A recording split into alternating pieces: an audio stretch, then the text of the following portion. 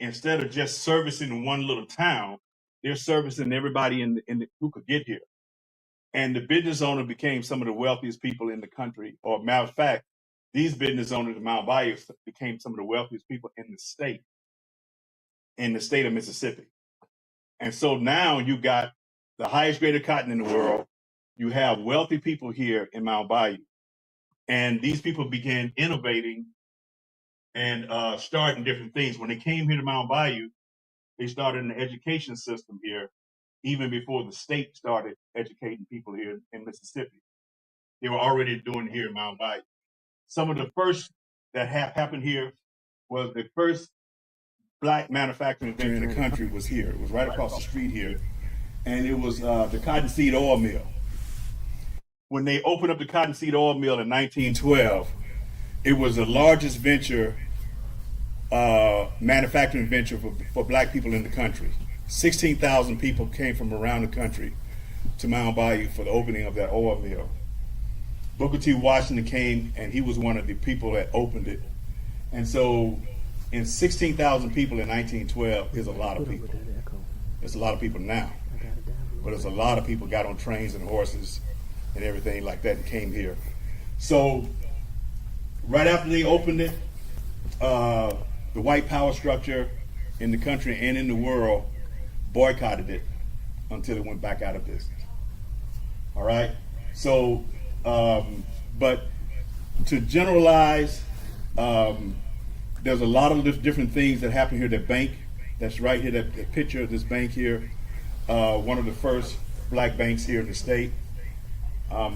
Also, the reason that bank went out of business early on is that they came here, well, they wrote a letter, some people wrote a letter to the Mississippi Banking Commission. There was no federal banking commission at the time. They wrote a letter and says, how can you allow this bank to be opened and running and display 100% assets when those people are not 100% people? So the Mississippi Banking Commission came in and told Charles Banks that, your bank is out of order.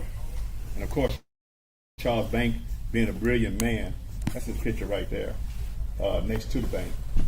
He was actually from Clarksdale, and he was a friend of Booker T. Washington. But anyway, they told Charles Banks, your bank is out of order.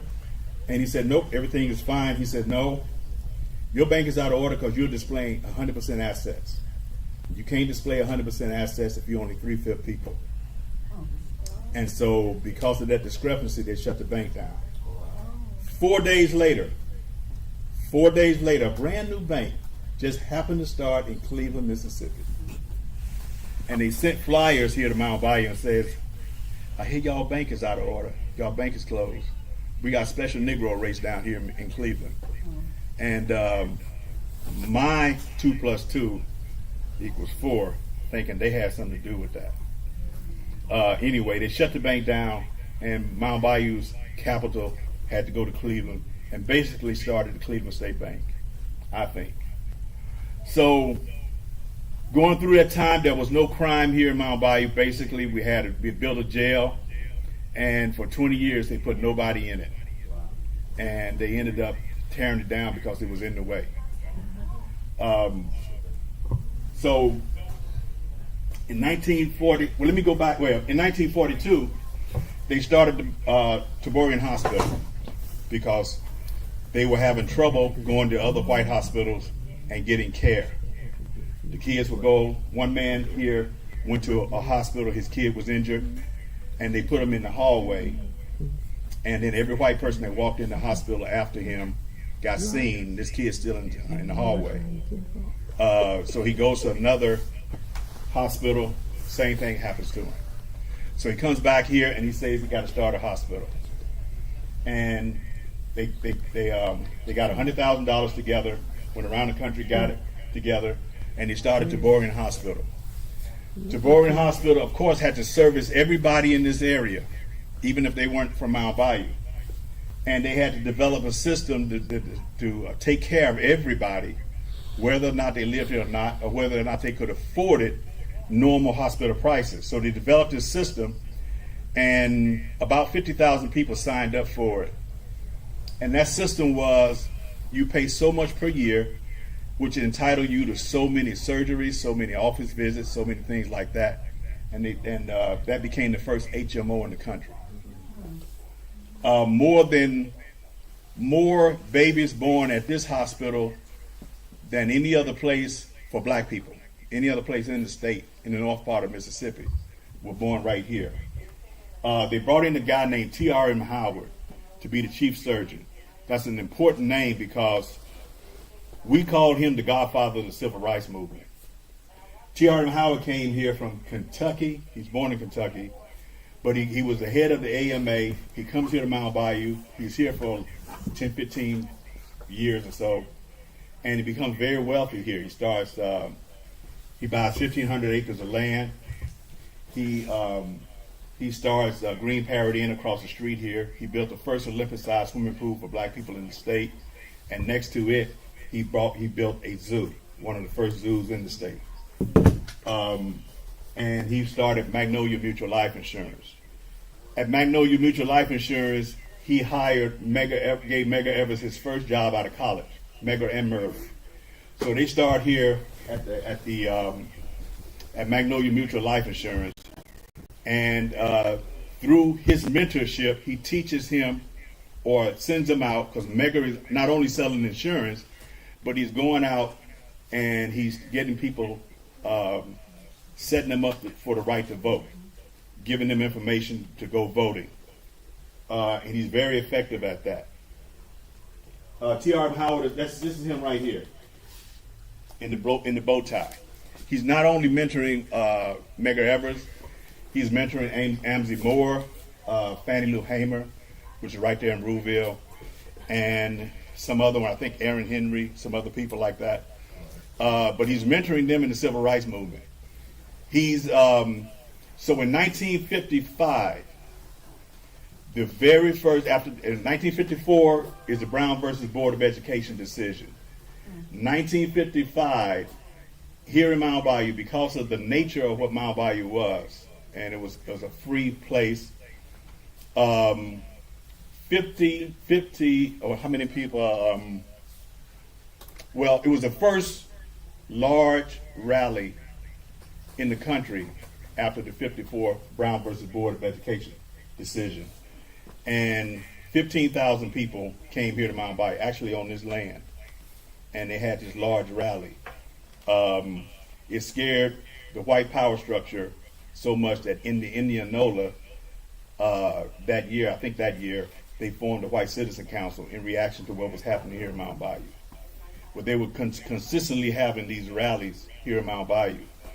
And so T.R.M. Howard, he knew everybody. He was the head of the AMA, and he was very well known. He could bring Thurgood Marshall, A. Philip Randolph, and he was bringing all these people down to Mount Bayou. That's why everybody was coming.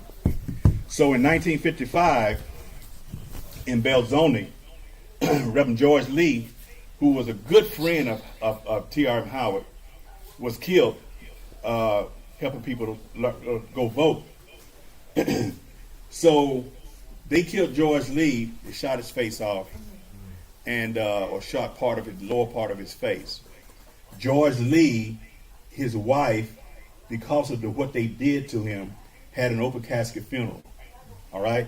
Now those people in Belzoni, after that murder, which we think the police was involved in it, they couldn't even make a phone call down in Belzoni, because at that time you had to get on the phone and ask for a long distance operator.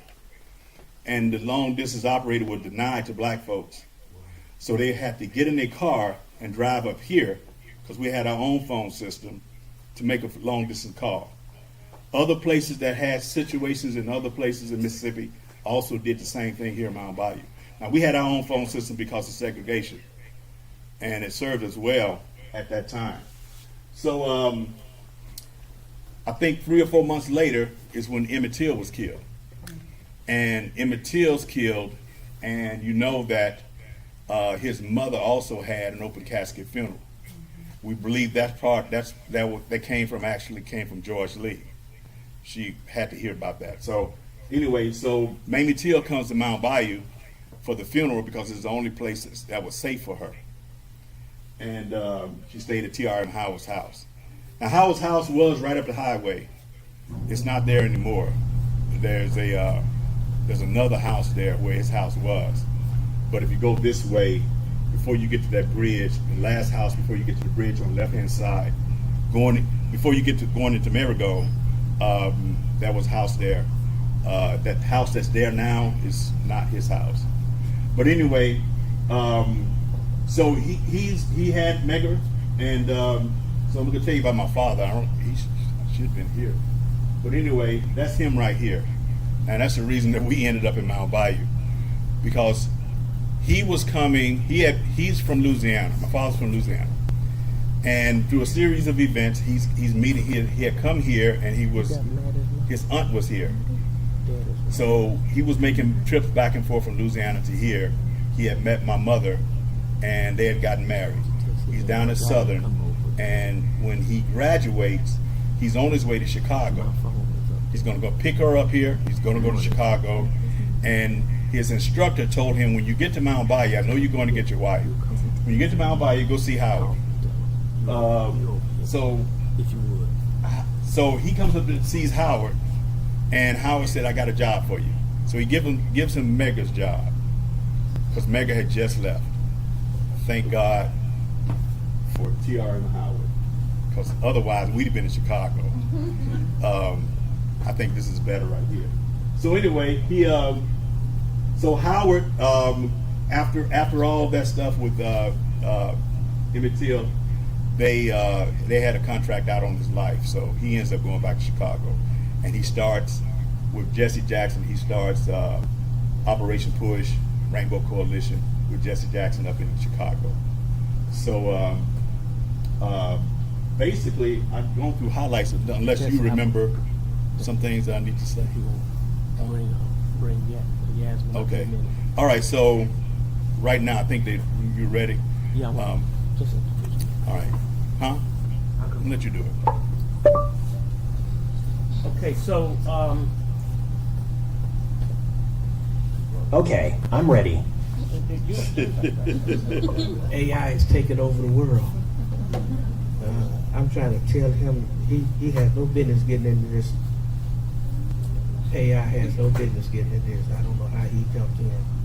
But again, that's my older brother.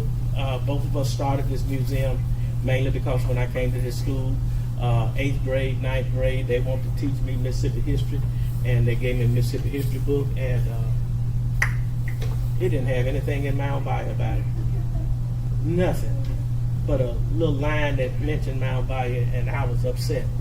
I grew up in the 60s with my dad, and my dad was with all these people, Fannie Lou Hamer, all these other people that you probably, some of you older ones probably know about, younger ones may not, but they were all in your area, in the Rouville area, in the Nola area. And so these people were so important to us. And Mount Bayou was important to us because everybody we knew were black. Matter of fact, I felt sorry for whites as a young boy because I didn't know any better. I thought that they would just act, something's wrong. They so angry. And, I just see all that stuff on TV. And so because of that, because Mount Bayou protected us. So I grew up as a person in Mount Bayou that saw that there was no limits to anything. And of course now I'm a minister for 42 years. I'm a pastor for 42 years. And you gentlemen, your dad is one of my inspirations. Bishop, Elder, Dr. Ware, one of the generals of the area. So I really respect him as well. Matter of fact, there's a picture of myself, your dad, and Bishop. It was 5 bishops. Bishop Knighton, and they put on there, somebody say all the generals of the area. I said, y'all got me on this picture. But anyway, I just want to say we are so glad to have you all.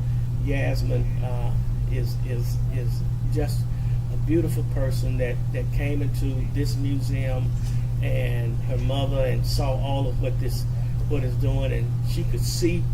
Let me just tell you, Dad, y'all planted in her some powerful stuff, and we would just want to say that before she even gets up. But one thing I noticed, that if a person can see past what they see, and that's what I saw in her, somebody who could see, a person who has vision, that can see way beyond what you see right now, those are the ones that we know are leaders. God didn't put that in everybody, but we know leaders when we see it, and she is a leader. And I watched her when she came to Washington, D.C., when we were in D.C., and how she moved around with all of those people. I had her shaking hands with somebody that ran something really big. I can't remember who it was. And she shook her hand and said, Did you get my note? I sent you a note. She didn't ask me that. I knew then we had somebody there. So anyway, I just want to share with you all that we're excited about having her, our history in Mount Bayou. But I want to, and then did Dad say he's coming over? Mm-hmm. Okay, so she's connected with my dad, who's 95 years old. This was his desk typewriter chair as well. With after Mega Evers left, Dad took the office and he brought the office home, and so we grew up with the office and didn't know it was Mega Evers stuff. So my dad has his old poll tax receipts. Those are the types of things that he kept. So he was keeping for the museum, and so we're glad of that. Feel free to look at the museum after Yas do her presentation. On the other side, the Till movie, people came in here and built the other side. That's why we had to take some of these things in this room that was on the other side, and then we had to put other stuff up. But we brought these and put these in this room because that was on the other side.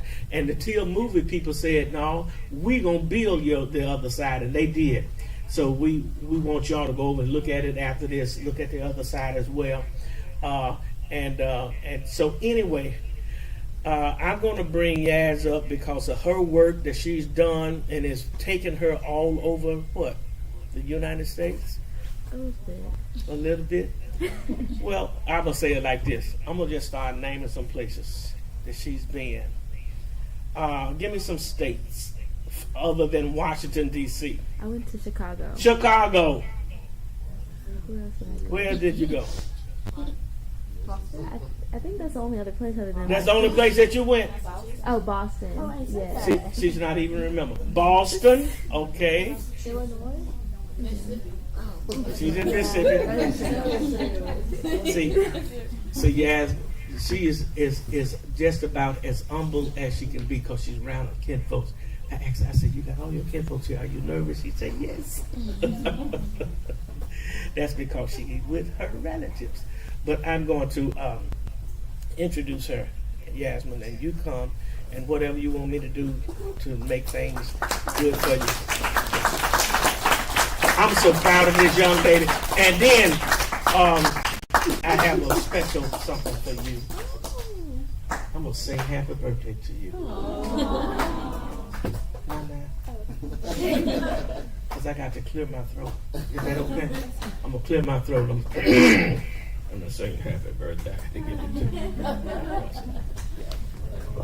Hi family, so I spoke yesterday. I'm so thankful for y'all in general, and it's also, again, just a surreal moment. This is a place where I've spent, I guess, over a year just learning about the history of Mount Bayou before even getting started on the project. It began as a podcast for my series, Yasmin's Warehouse, and then it developed into a documentary because we ended up getting video footage that was just so nice, and it was so amazing to see people speak about a town that means so much to them. Something that I didn't touch on yesterday that I really want to highlight today is that learning about the story of Mount Bayou really changed how I felt about being a Mississippian, because I guess in the history books we learn about, of course, like slavery and all the horrible things that African American people have been subjected to for hundreds and hundreds of years. And I think Mount Bayou was a shining light of a group of people who came immediately from slavery and were able to prosper and have their own businesses and become a safe haven for other people and to empower the rest of the community. And so what Reverend Darrell was talking about earlier, having a vision, I think for me, it's not necessarily too much looking to the future, but looking to the past and seeing what was already done and figuring out how we can bring that back in a way that's sustainable. And again, bring more people here to Mount Bayou, to the Delta. There's so much amazing history here, amazing people. And I think sometimes people want to learn and they want to invest, but they don't always know the most ethical ways to do so. So that's something I want to help in as well. And something that, well, when I went to Chicago in, what was that, August, September, something like that, yeah. I was able to interview this wonderful woman. Her name is Miss Edith Renfro Smith, and she's 110 years old and related to the founders of Mount Bayou. And I had the amazing opportunity to interview her, and I met a professor that she's working super closely with at the Mount Bayou Museum. It just happened by chance. Like, I came with a friend, and from there I was able to go to Chicago. And something that she told me, yes, something that she told me and something that resonated was no one is better than you. That's what her mother told her as a young black woman in America. And her mother, as she attributed it to, was from, like, coming from Mount Bayou, being in Mount Bayou, and knowing that, like, we can have this economic and just, like, prosperity in community as well. And something that I want to thank you all for is instilling that in me as well. I think that's another reason why I love the Mount Bayou story so much, because it's something that I resonate with, because my family has instilled that within me and each other. That no matter where you are, you can always grow. So I'm so thankful to y'all for being such great role models, from, you know, learning about my papa's story, about how he was a sharecropper, but able to go on and do dentures. And then, you know, got a neurosurgeon, dentist, like, yo, it's so cool. Like, you know, and I think that's something that I want to share with the world as well. So just thank you guys. I'm going to play this, and it's just a sneak peek. We'll have a premiere next year, and I'll make sure to tell y'all, and yeah. But anyway, I'm feeling kind of shy now, so we'll play it, and thank you guys so much for being here.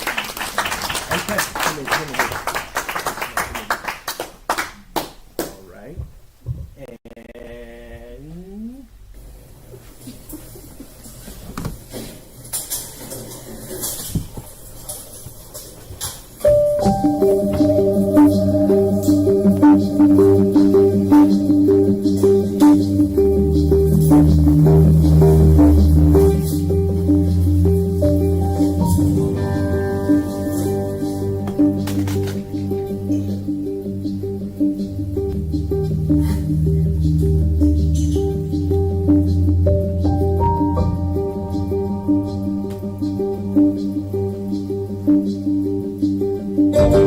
Hey, black child, do you know who you are?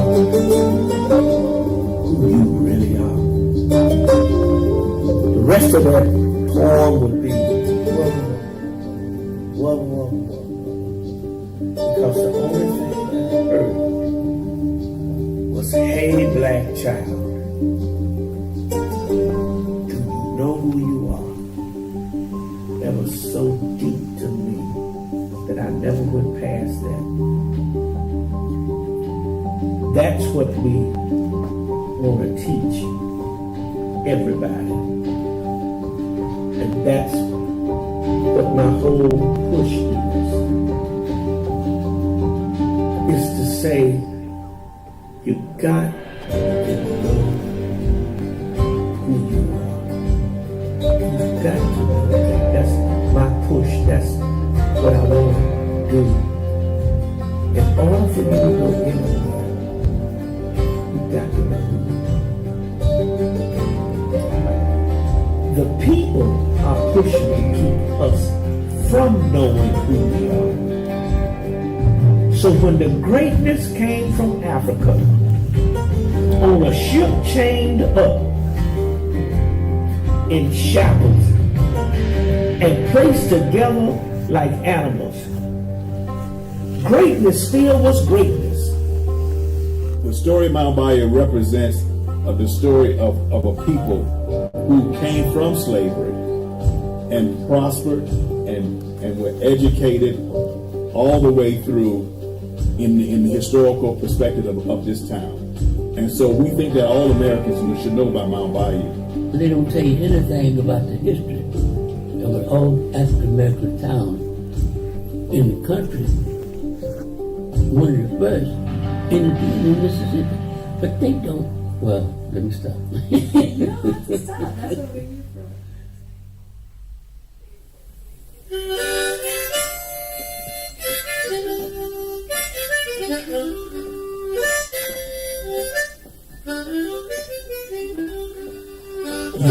Some of them are already over there. Okay. All right, so what I'm going to do is let you introduce Yasmin since we also going to do this.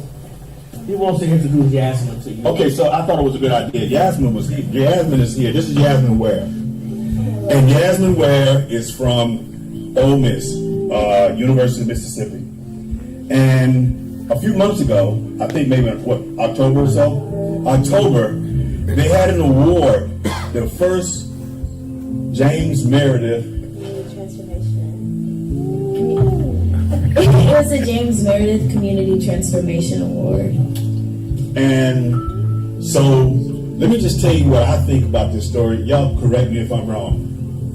But that's Mom over there. And Mom comes to the museum and she likes it. So she goes back a few days, she goes back home and she tells Yasmin about this museum.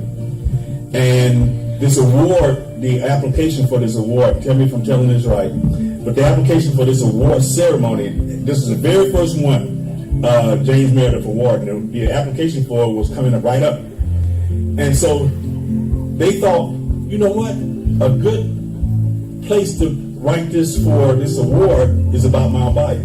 So she writes it and turns it in, and then she wins the very first James Meredith Award. And so it is for a podcast that she's doing, and it's going to be about Mount Bayou.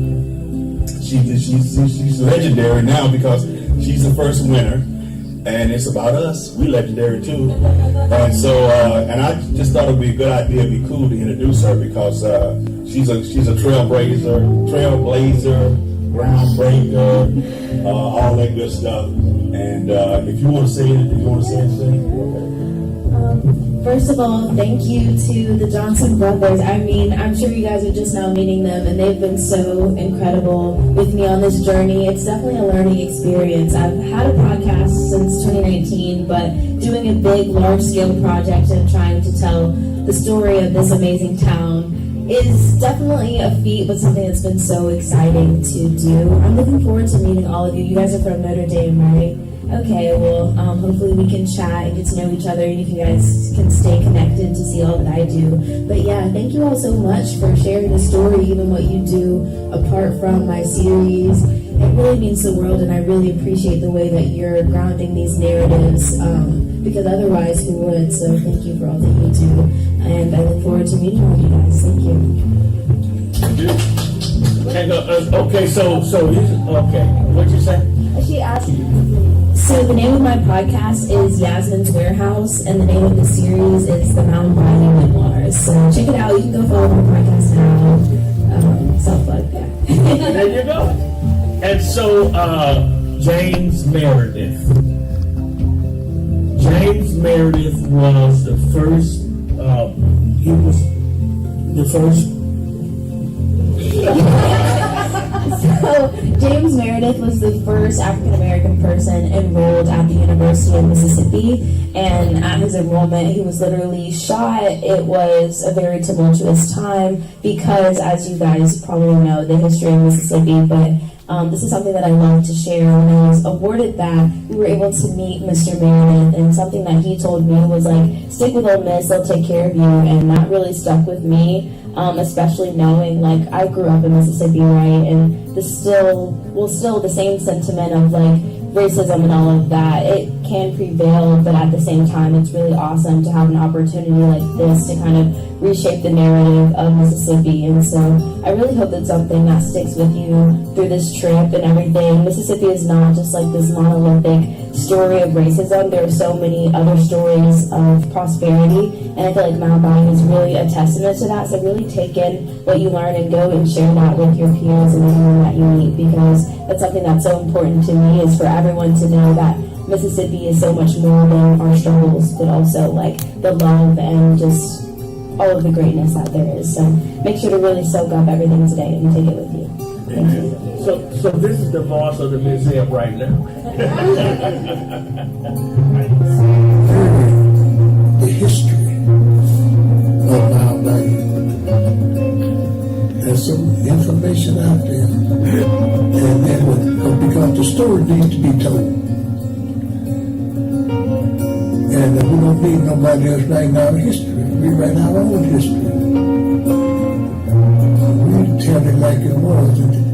And that's one of the biggest things to tell our young people about the path and the road that we have traveled in the Mount Bayou area, and that it needs to be told. Each generation needs to be told, because the story needs to be told. If you don't teach it in your school, teach it in your home. The government got nothing to do with what you teach your children at home. So teach them. But get that information out to them and teach them.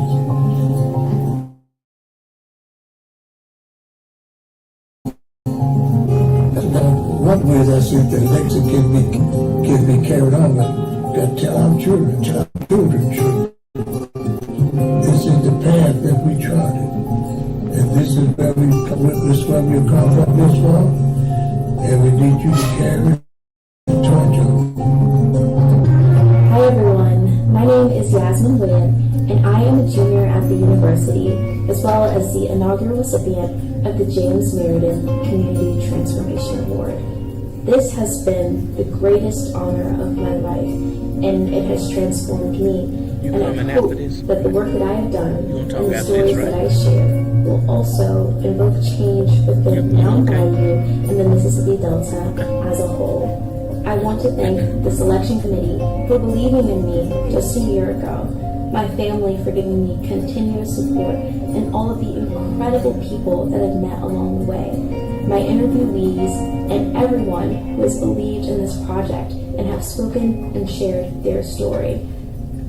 In order to let our grandchildren, our great-grandchildren know what's going on and what we came to know how Mississippi was like in this day and in the days of yesterday.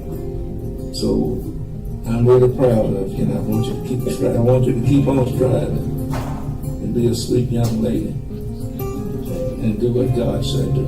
How about that? Sounds good to me. I appreciate that. And is there anything that you want anyone listening to know about the Mississippi Delta or Mount Bayou, or just anything that we want to not talk about? What's the biggest lesson to be learned? The lesson that we learned.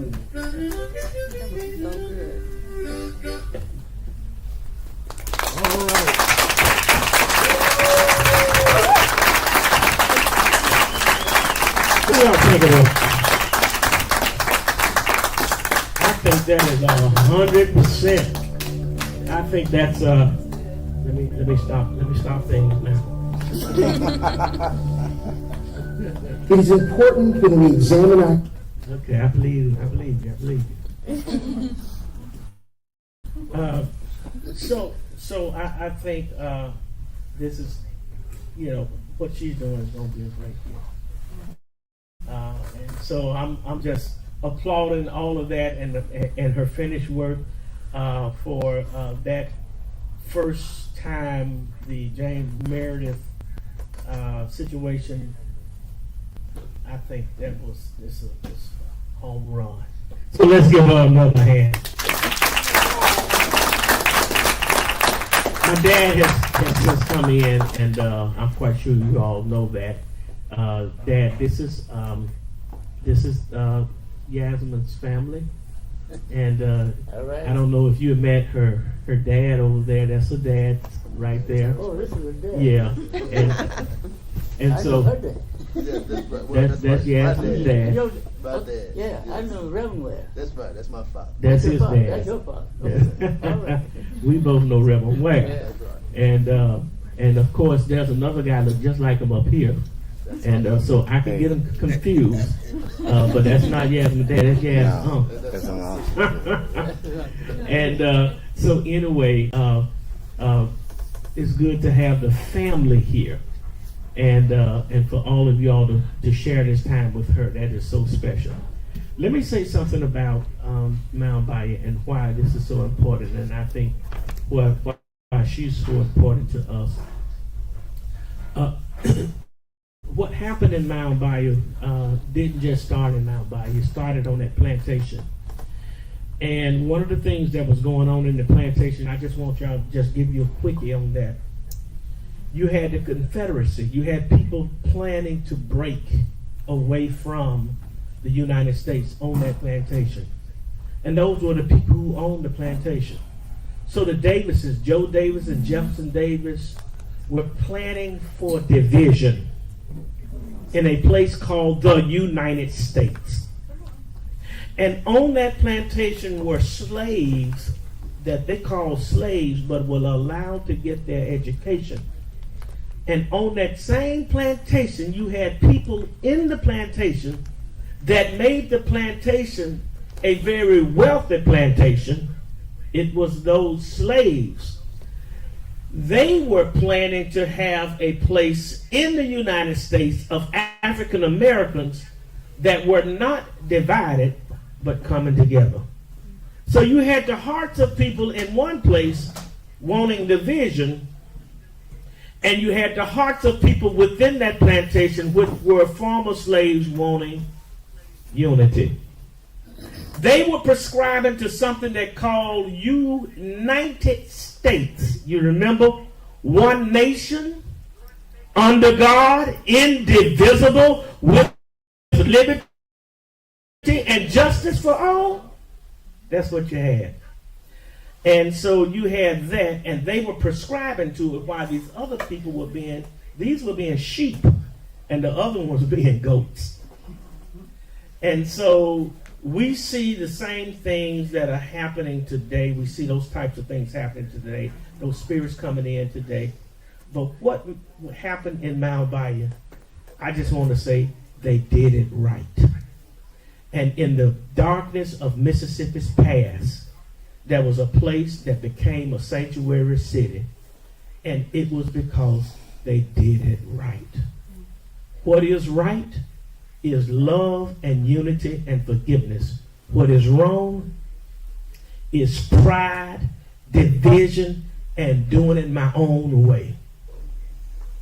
The Bible says pride comes before destruction, and a house divided against itself cannot stand. So I'm sharing with you all, Mount Bayou had a great foundation, and we are glad to have been a part of that. Dad, you want to say something? If you don't, Well, I didn't even look up. I do better than that. When I look around, many of the people here that I know and some I don't know.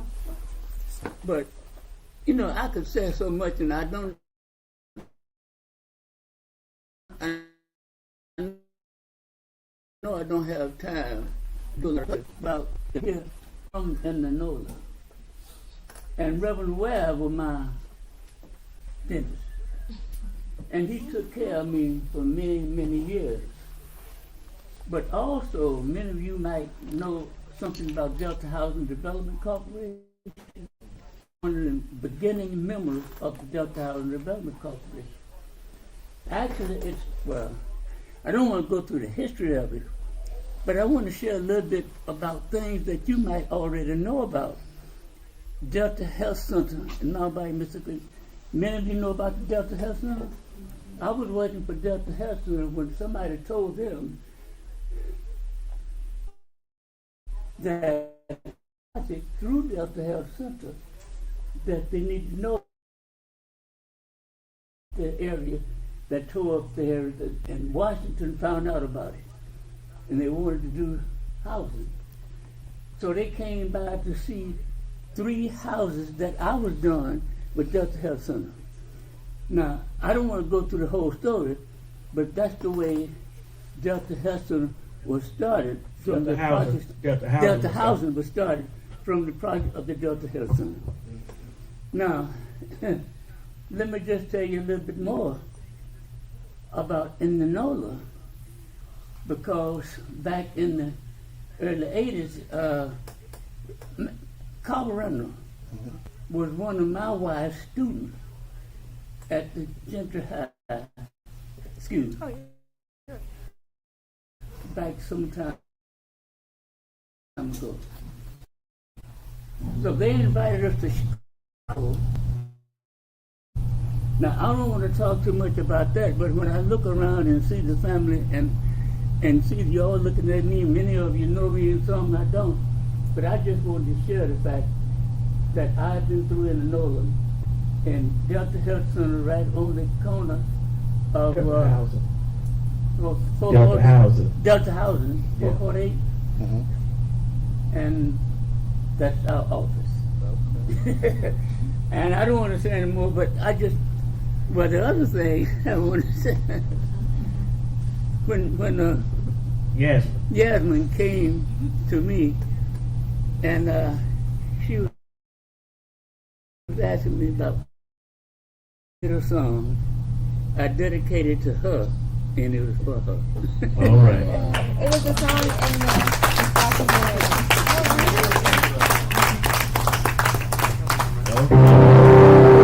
Here we go. Back in the back looking around. Birthday to you. Happy birthday to you. Happy birthday to Yasmin. Happy birthday to you. Yeah, to you. All right. All right. Somebody still singing? Somebody still singing? They say, and many more. Okay. So, having said that, I'm going to allow you all to get up and anybody want to say, Mom, Dad? I know Mom wants to say something. Come on, Mom. She the one started this. I just want to give, and we had a birthday celebration for Yasmin last night.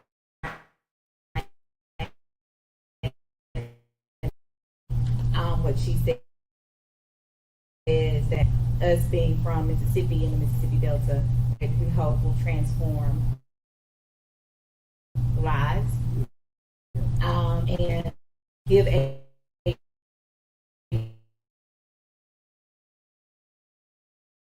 renewed sense in what's going on and at home, educating our business, because as we talked about many years ago, racial. And so to see how this transforms, and to be honest, some of it is scary. It is not always peaches and cream, but this is life. And so we've taken this opportunity to highlight some of the things that have happened, such as slavery, and like Yasmin mentioned, things that were not so kind that happened to African Americans. But to not know this story, I thought was pretty devastating, to be 20 miles away in Indianola. Because when we know our history, we can change our future. Because when we know where we came from, we can kind of navigate where we're going and not feel so helpless. So in the midst of everything that could potentially happen in 2025 and beyond, just remember that we have each other, and what was done before here in Mount Bayou, if needed, can be done again.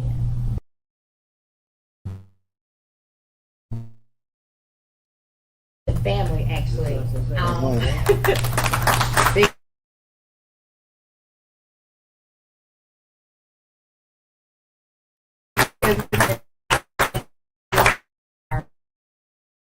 She enjoys coming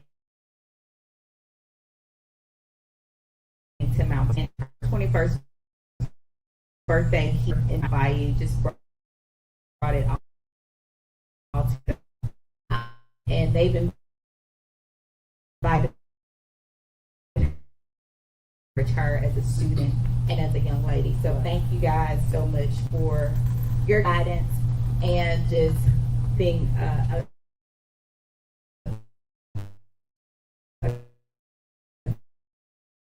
guidance right through this process, because a lot of it is not out. So we're hoping that with the podcast / documentary more things. If he is up to it, before we leave, I would love Uncle Clarence to come up. Because they grew up down the street. Uncle Clarence here. Fannie Lou Hamer. Uncle Clarence here. Uncle Clarence in Rouville, Oh Mississippi. yeah, Uncle Clarence. So I would love for him to kind of give that history now as we're recording, and to also to the children that missed your speech on yesterday. They would love to hear it. Thank you. And Yasmin, we're very proud of you. I can't say it enough. Thank you so much for taking on this project and including all of us along the journey.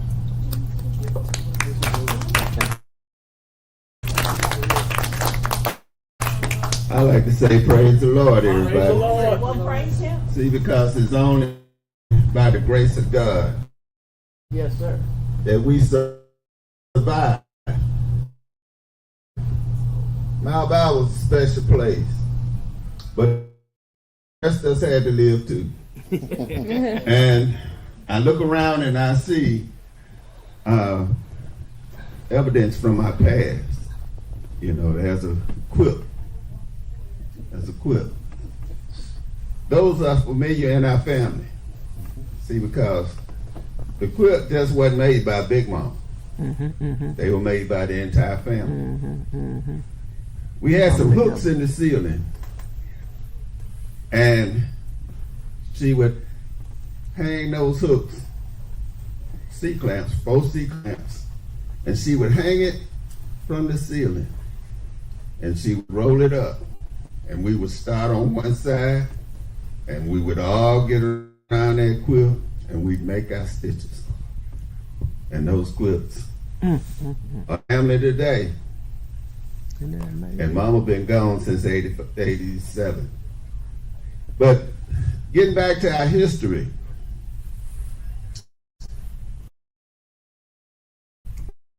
our family started in the Grenadian.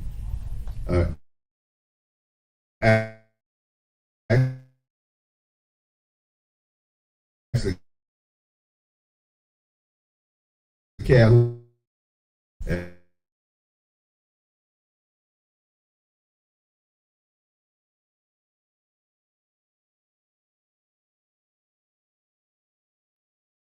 And come to the and moved to that of his sister.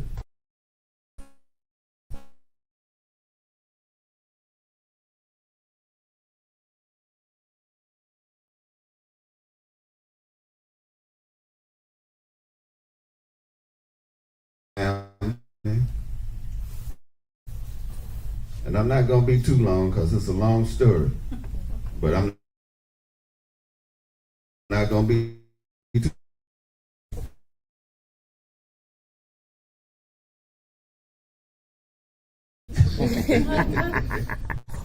and there was a brother I wanted to tell a story, but Dad and them called him Lage.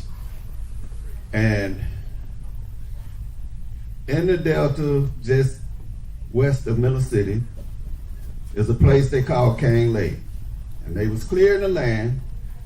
And this is going back to something that Mr. Johnson was talking about. And it is something that I thought about while he was talking. see, Uncle Lake, the land round across the street from Cane Lake. And one of the guys didn't like the way he talked to him when he gave him instructions on what to do.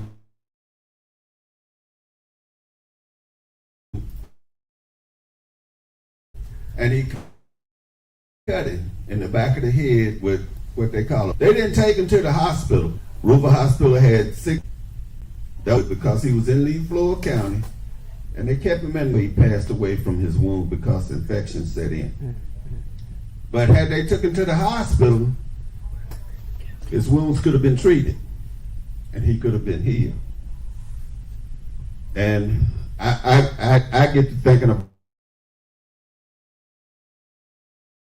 about dad rather than his parents, because of course the technology didn't exist then, but it may not as well exist now because we're turning back the hands of time, and we don't give reproductive health to the women that we should be giving them. And all I can do is vote and tell my story and hope y'all hear me, because it's something near dear to me, because my dad had to suffer through that,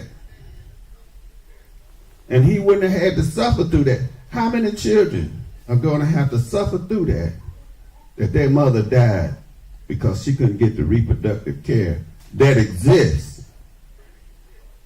Not the stuff that hadn't been created yet, but the stuff that exists, and they can't give it to them. But our family, in 1963, Herman told Dad, he said, Dad, it's our family business was sharecropping in Ruleville, in the Ruleville area. In fact,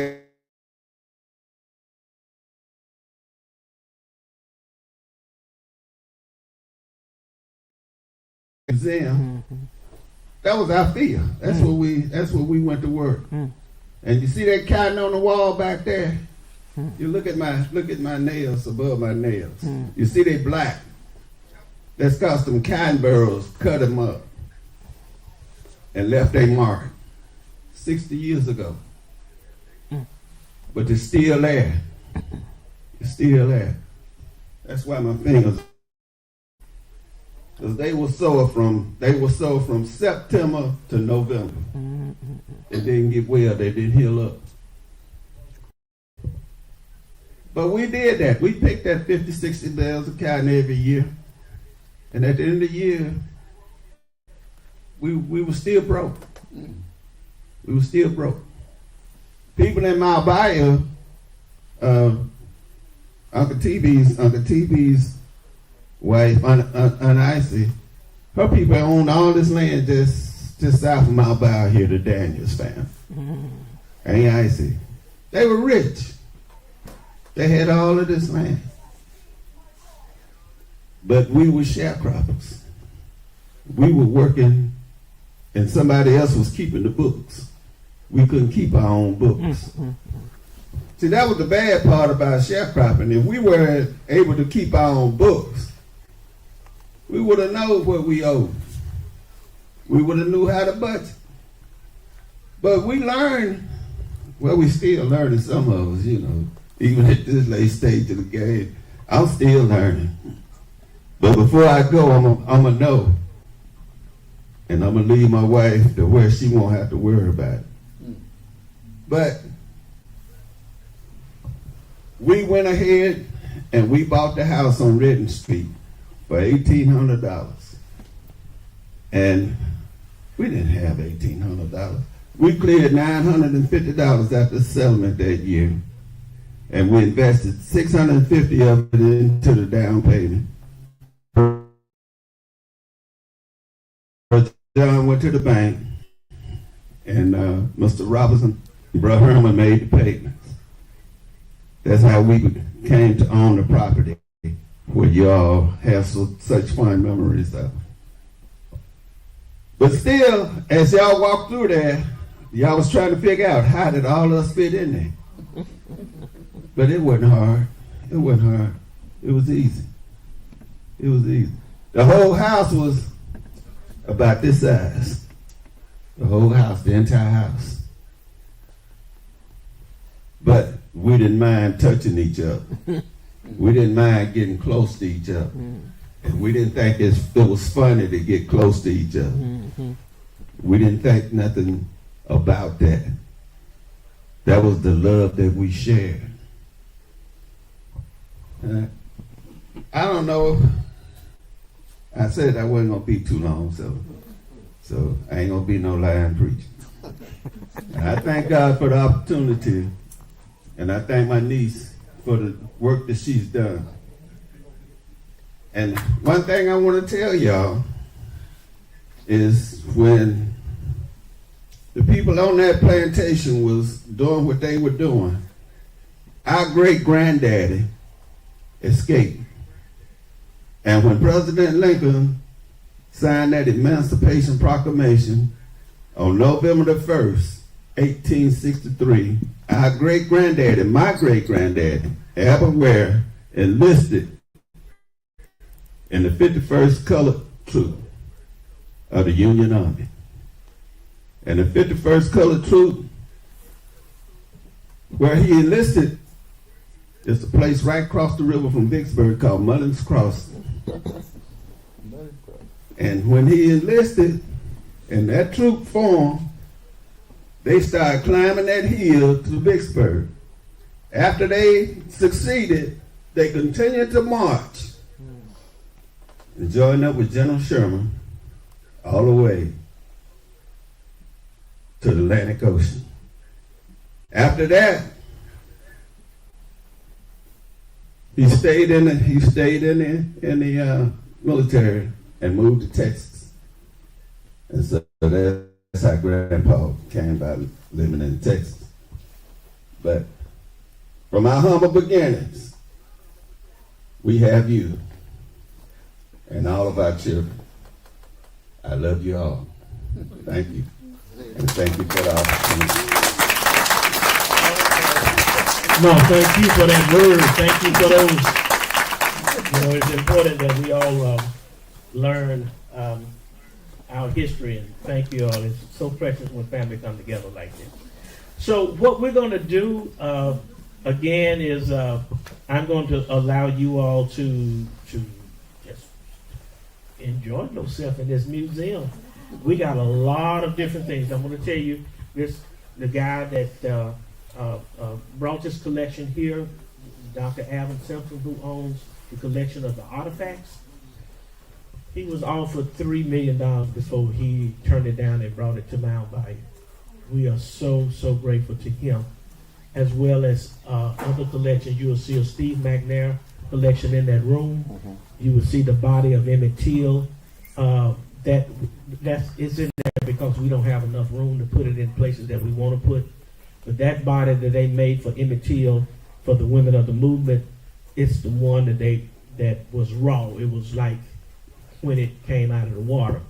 This one in this room back behind me is the one that they displayed in the movie at Roberts Temple Church at the funeral. And we also are mimicking the casket and everything. And so we're looking forward to making that grow as well. And I don't know if you all also know about some of the people that came through Mount Bayou, some of the different singers and all that. But I don't know if y'all know that. Know some of these folks. John.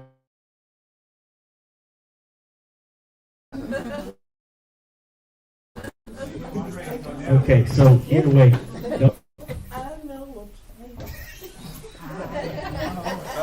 Some of you have heard of the blues singer Obie Buchanan. He's our cousin. Buchanan's your cousin? Yes. Wait a minute. Did he pass on? No. Okay, so that's not the one I'm thinking of. Okay. No, the one from Clarksdale. The one from Clarksdale. Okay. All right, because there's another blues singer named Buchanan from Mount Bayou as well. So this is from Clarksdale. Okay. So these people made us tell you the also in this very room, as you go down in that other room, there's another song. There's a songwriter that wrote a song and tried it in that room first. Tried in that room, and that was this song, and it's spinning on my phone. So y'all. Okay, that one was written and tried right back there.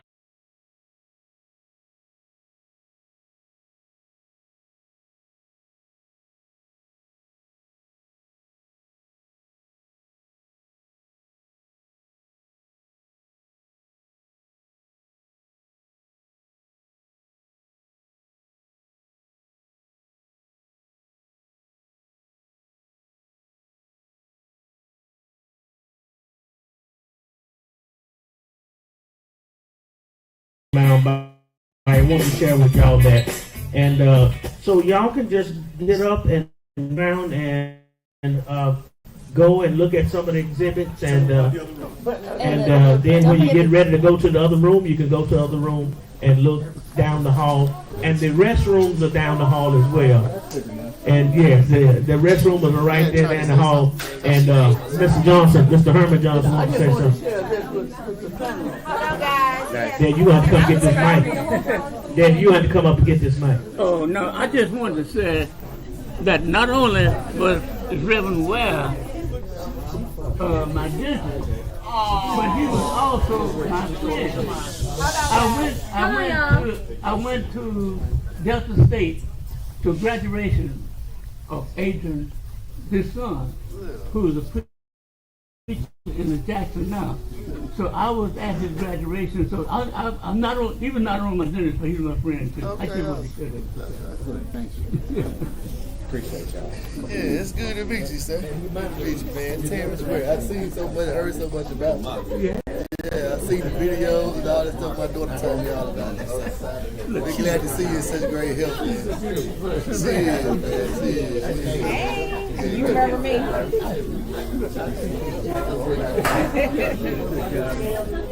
Thank you. Thank you. Yeah, but I've been knowing Reverend Ware. I remember he was working for Dr. Packer. Yeah, he went to Dr. Packer before he left and went somewhere and he came back. Right. Well, he just worked. Then he came up here and worked at. Worked in Mount Bayou up here. Oh, I didn't know what happened to him. And then he worked there. He did some work at Parchment as well. I knew he worked at Parchment. Yeah, but I didn't catch the videos. So how'd you done that? He's good. He over at my other house down the street. Oh, really? Yeah, down the street. He had just gotten there, so he didn't want to leave as soon as he got there. Yeah. Right down the street. When we get back over here, I'll tell you you asked about it. Yes, sir. Do you live here in town? I know you're busy. Every day. That's so real. Honestly, down here quite a bit. I'll tell you to come check on him. Yeah, he come to see his sister. But it's also like my senior year, and like I just you're senior now, right? Okay. Alice Maple. I just moved to my perspective. Yeah, she married to Charlie.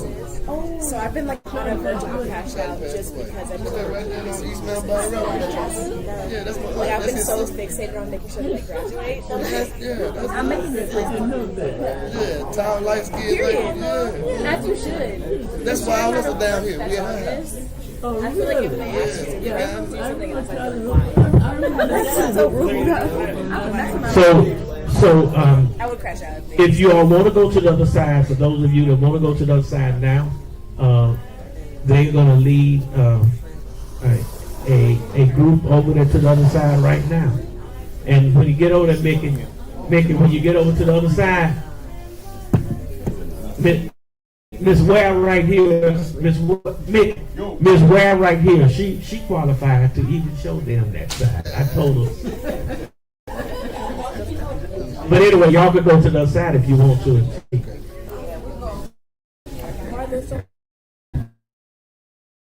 Sure you don't take a picture of the body. If you do, please destroy it. Don't put it out, brother. Other than that, you take a picture of everything except the body. I forgot to tell you that.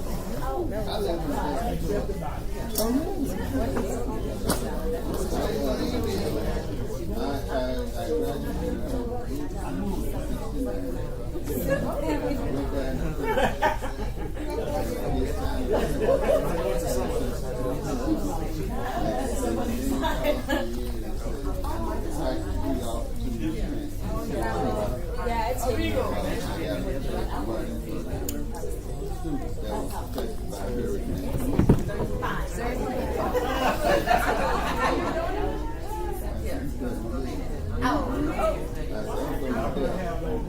That's why you.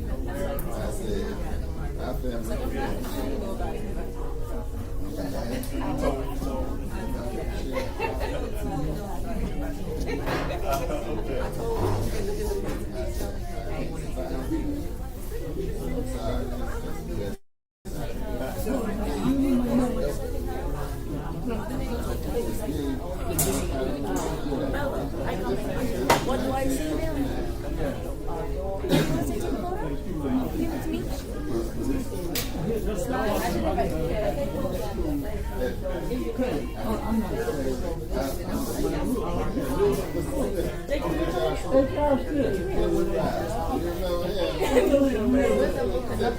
Yeah, I know.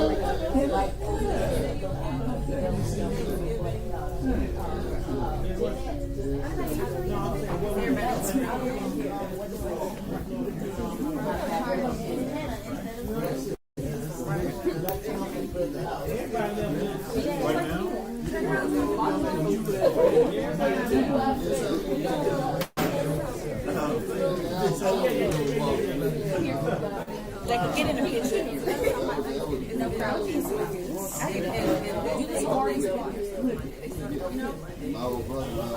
Easy. Did you say sword? Smile. I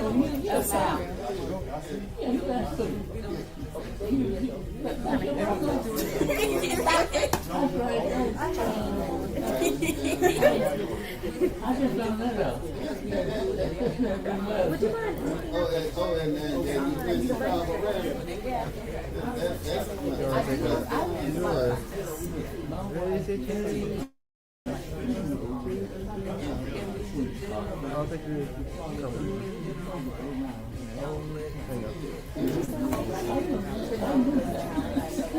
I was like,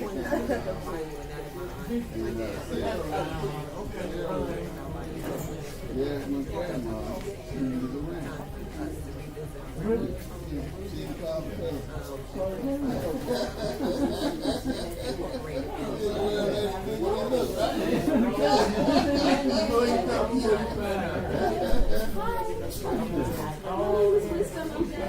I'm his cousin. He asked me this. Yeah, my family calls me. I'm from Madison, Jackson. oldest son. Yes, I'm Adrian's son. I'll talk to you. I was telling you. He might know him. He might.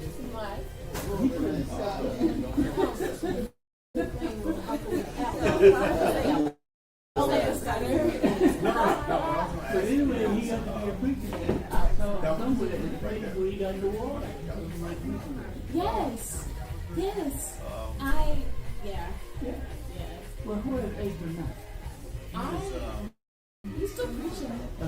He's still down by the city. No, he's not here. I